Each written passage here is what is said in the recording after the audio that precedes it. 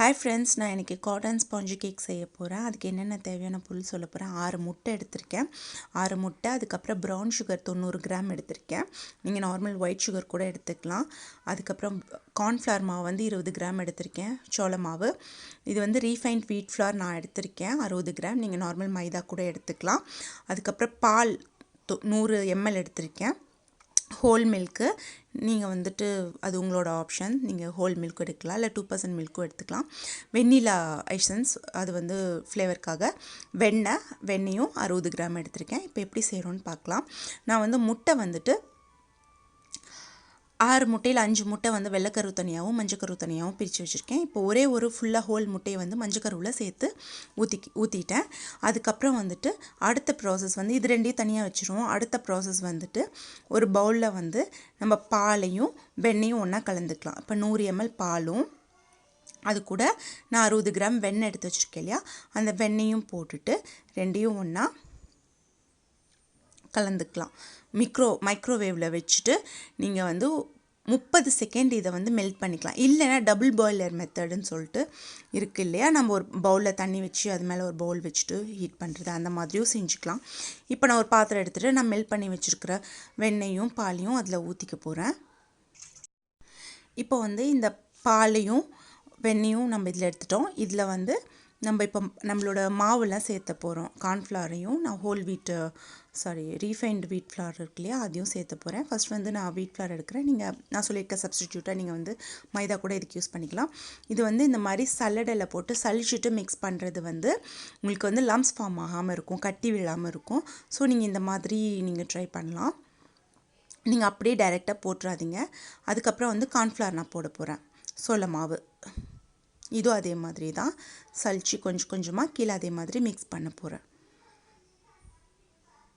இப்போ இது மிக்ஸ் பண்ணதுக்கப்புறமா வந்து என்ன பண்ண போகிறேன்னா, எடுத்து வச்சுருக்கிற மஞ்சக்கருவையும் இதில் வந்து ஒன்றா சேர்த்து மிக்ஸ் பண்ண போகிறேன். எல்லாத்தையும் ஒரே அடியாக சேர்த்துற வேண்டாம்.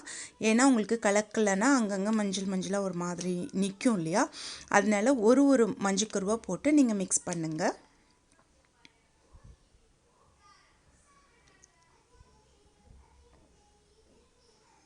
இப்போ நல்லா மிக்ஸ் பண்ணிவிட்டேன். இது மிக்ஸ் பண்ணிட்டு இது ஒரு சைடு எடுத்து வச்சுக்கலாம். அடுத்து வெள்ளைக்கரு இருக்கு இல்லையா, வெள்ளைக்கரு எடுத்துக்கலாம். இதில் வந்து வெள்ளைக்கருவில் நான் வந்து எலக்ட்ரிக் பீட்டர் வச்சு நான் பீட் பண்ண போகிறேன். நீங்கள் வந்து நார்மலாக இருந்துச்சுன்னா மேனுவல் பீட்டர் இருந்தால் அது கூட நீங்கள் வச்சு பண்ணிக்கலாம். ஓரளவுக்கு இந்த மாதிரி நுரை வந்தோடனே நான் சர்க்கரை சேர்த்த போகிறேன். எல்லா சர்க்கரையும் நான் ஒன்றா சேர்த்த போகிறதில்ல, 3 பார்ட்டாக சர்க்கரை சேர்த்த போகிறேன். ஃபஸ்ட் பார்ட் சேர்த்துட்டு ஓரளவுக்கு நல்லா அது பீட் பண்ணிட்டு திருப்பியும் அடுத்த பார்ட் சேர்த்துட்டு திருப்பி ஓரளவுக்கு திக்காக பீட் பண்ணிட்டு திருப்பி 3வது பார்ட் சேர்த்துவேன். ஸோ இந்த மாதிரி 3ஆக டிவைட் பண்ணி நான் போட்டுட்டு நான் மிக்ஸ் பண்ணிடுறேன். அதோட கன்சிஸ்டன்சி பார்த்திங்கன்னா ஒரு ஸ்பேச்சுலாவில் எடுத்தால் கீழே விழாத மாதிரி இருக்கணும். அந்தளவுக்கு நீங்கள் பீட் பண்ணிக்கணும்.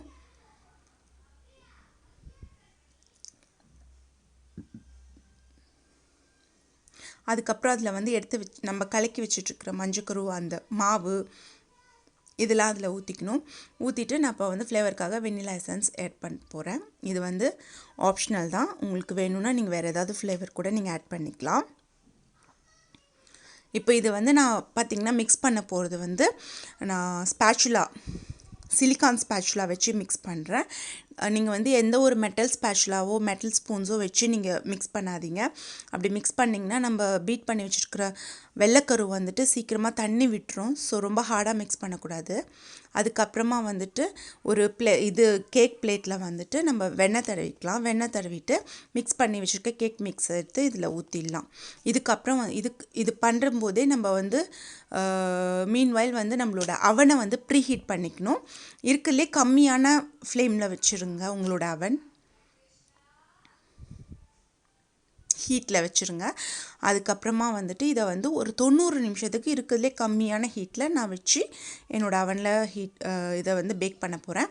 இன்னொன்று வந்து கீழே பிளேட்டில் நான் கொஞ்சம் தண்ணி ஊற்றிட போகிறேன். அப்போ கீழே வந்து அது கருகாமல் உங்களுக்கு நல்லா வெள்ளியவே நல்ல இதாகவே வரும்.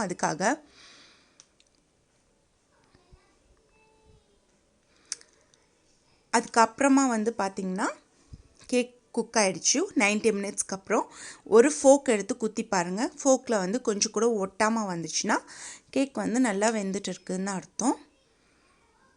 கேக் ரொம்ப சாஃப்டாக நல்லா வந்துச்சு. இங்கே பாருங்கள், கொஞ்சம் கூட சைட்லலாம் கூட ஓட்டல, ரொம்ப சூப்பராக இருந்துச்சு. நீங்கள் இந்த கேக் செஞ்சு பார்த்துட்டு எப்படி இருக்குதுன்னு சொல்லுங்கள். எனக்கு கீழே கமெண்ட்ஸில் ஃபீட்பேக் கொடுங்க. பாருங்கள் எவ்வளோ சாஃப்டாக இருக்குன்னு. உங்களுக்கு இந்த வீடியோ பிடிச்சிருந்துன்னா லைக் பண்ணுங்கள் ஃப்ரெண்ட்ஸ். தேங்க்யூ. Bye all.